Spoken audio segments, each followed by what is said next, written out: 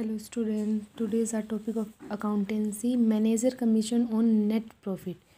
क्या होता है कि जो मैनेजर होता है हमारे बिज़नेस में काम करता है उसको हमें कमीशन देना पड़ता है। ठीक है, वो कमीशन मैनेजर को दो तरह से दिया जाता है। ठीक है, फर्स्टली क्या होता है कि बिफोर चार्जिंग सच कमीशन। ठीक है, फर्स्ट रूल होता है कि बिफोर चार्जिंग सच कमीशन दिया जाता है और सेकंड होता है आपका आफ्टर चार्जिंग सच कमीशन।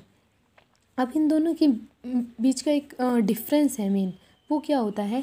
बिफोर चार्जिंग का मतलब होता है कि उसका जो कमीशन है, मैनेजर का जो कमीशन है, वो प्रॉफिट में से क्या करना है, निकालना नहीं है। ठीक है, जितना प्रॉफिट है उसी के बिहाफ पे उसको क्या दे दो, कमीशन दे दो। फॉर एग्जांपल अगर प्रॉफिट है आपका 2000 रुपीज़ का, तो उस 20,000 है तो उसको 20,000 के ऊपर डायरेक्ट आप जितना परसेंट है उसको इंटरेस्ट दे दीजिए, कमीशन दे दीजिए। ठीक है, दूसरा है आफ्टर चार्जिंग सच कमीशन। इसका मतलब कुछ डिफरेंट होता है। इसका मतलब क्या होता है कि जो प्रॉफिट है उसमें से पहले मैनेजर का कमीशन माइनस करो।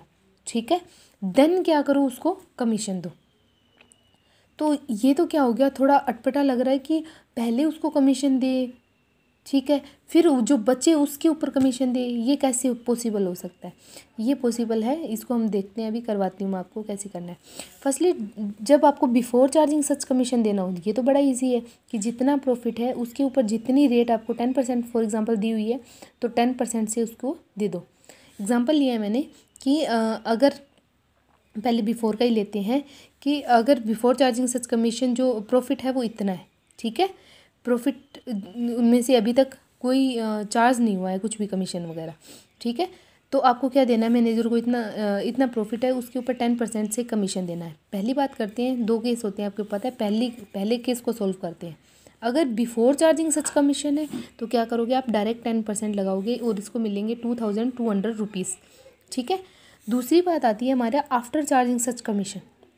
इसका मतलब क्या है कि जितना उसको देना था, मान लो 10% उसको देना है। ठीक है, लेकिन टोटल जो है आपके पास, टोटल हमेशा 100 होता है।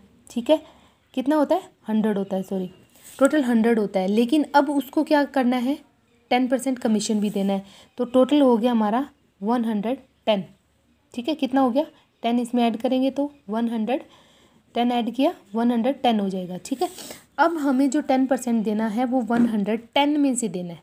ठीक है, जब भी डिवाइड में कोई बड़ी, जो आपका डिनोमिनेटर अगर बड़ा होता है तो वैल्यू क्या आती है, कम आती है। अभी एग्जांपल देखो, आप प्रॉफिट था आपका इतना, उसके ऊपर 10% आप लगाओ।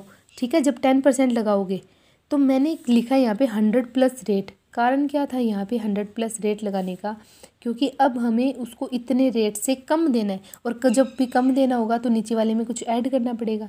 ठीक है, वो रेट हमने ऐड कर ली, तो ऐड करेंगे तो कितना गया, 10 डिवाइड बाई 110। ठीक है, 110, और इधर कितना था, 22,000। ठीक है, अब क्या किया हमने, इसका जब कमीशन निकाल के देखा तो कमीशन कितना आता है, 2,000 रुपीज़ आता है। तो आफ्टर चार्जिंग का मतलब क्या होता है कि पहले ये 2,000, जो पहले कितना था, 22,000 था, उसमें से 2,000 मतलब उसका कमीशन निकाल दो, निकाल दिया। अब कितना बचा, 20,000। इसके ऊपर आपको क्या देना था, 10%, और इसका जब 10% निकालेंगे तो कितना आता है, 2,000 रुपीज़ ही आता है। कितना आता है, 2,000 रुपीज़। इसका मतलब ये होता है। ठीक है, आफ्टर का मतलब समझ आ गया। ओके, नेक्स्ट बात आती है कि जो मैनेजर का कमीशन होता है उसको कहाँ लिखा जाता है। ठीक है, ये क्या P&L एप्रोप्रिएशन में आता है या कैपिटल अकाउंट में आता है, पार्टनर्स की कहाँ आता है, तो आप खुद सोच के देखो। P&L एप्रोप्रिएशन में सिर्फ पार्टनर्स की जो भी प्रॉफिट लॉस वगैरह है वही आते हैं, क्योंकि वो पार्टनर्स का अकाउंट होता है। लेकिन जो मैनेजर होता है वो तो ऑफिस में काम करता है, वो पार्टनर नहीं होता, तो उसका जो कमीशन होता है उसको चार्ज किया जाएगा P&L अकाउंट में, डायरेक्ट P&L अकाउंट से उसको चार्ज करेंगे। ठीक है, P&L में वो डेबिट हो जाएगा, क्योंकि इतना लॉस है हमारे लिए, कंपनी के लिए इतना लॉस है, इसलिए इसको कमीशन को डेबिट कर देंगे। इधर जितना प्रॉफिट आपको दिया होता है वो यहाँ आ जाता है, और फिर यहाँ पे माइनस करने के बाद जितना बैलेंस बचता है वो क्या जाता है, वो P&L एप्रोप्रिएशन में जाने वाला बैलेंस होता है। ठीक है, जो नेट प्रॉफिट ट्रांसफ़र किया जाएगा P&L एप्रोप्रिएशन अकाउंट में। ठीक है, थैंक यू।